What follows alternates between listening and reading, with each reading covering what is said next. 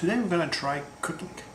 So we're going to start with the letter A, and I've chosen avocado. So avocado is actually, from looking it up, is actually somewhere between the fruit and the vegetable family, because it's rarely cooked.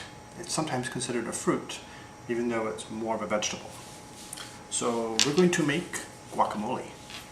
So in order to make guacamole, we need avocado, 3 of them, and your choice of peppers.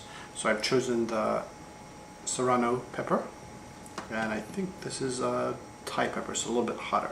So we're not going to use all of these, so we're going to need maybe 1 to 2 peppers, depending on how hot you want it. Lime juice from the lime, and sometimes lime zest.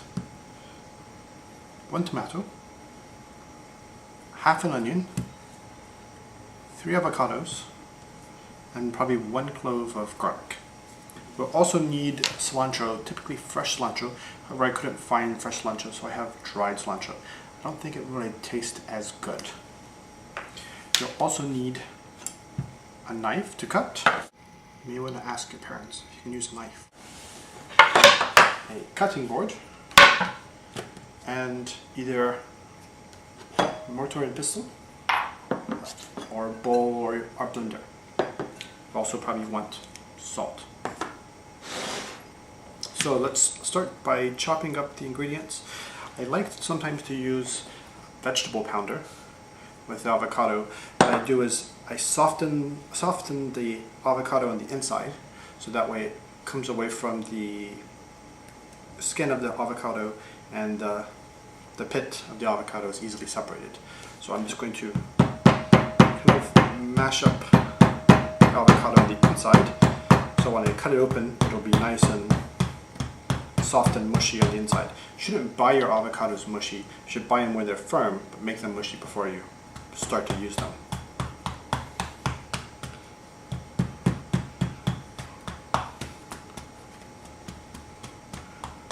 Now it's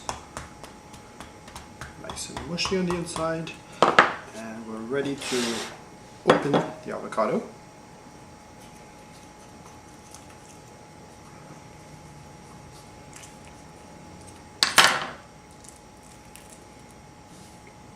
You can just squeeze out the contents of the avocado. Saves a lot of time for the mess. Another thing we'll need, a spoon.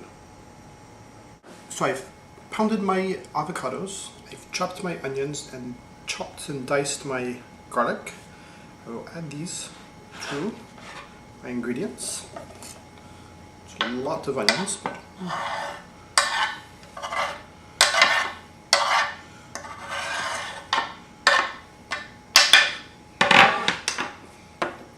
Now we're ready for our peppers.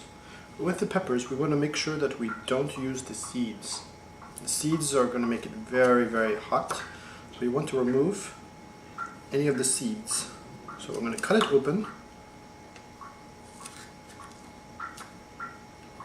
Just use our knife to scrape out the seeds, or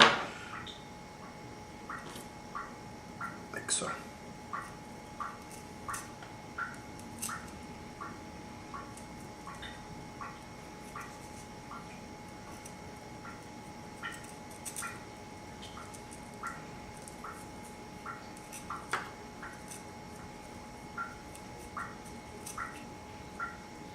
Be very careful to avoid getting any of this in your eye, because it will hurt.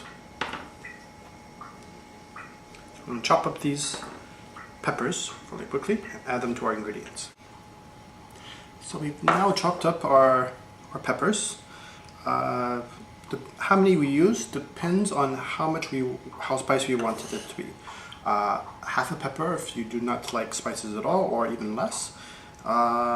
A full pepper maybe if you want it mild, and if you want it hot, perhaps 2 peppers. And we're now ready to add our tomato. So we will slice our tomato.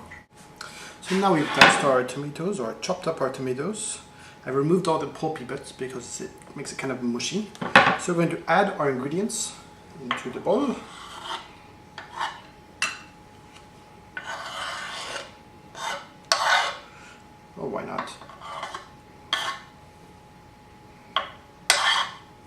Let's live adventurously. It's dried cilantro. Normally it should be fresh cilantro, but we'll try and see if dried cilantro adds the flavor.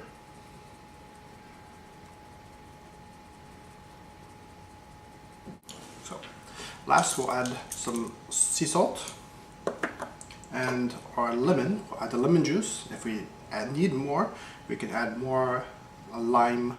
Mix all together.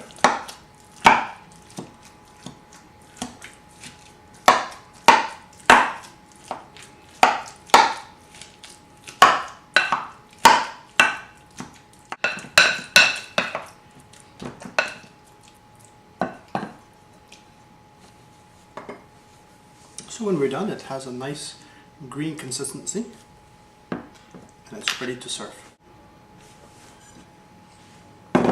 So we have some nice vegetable crisps.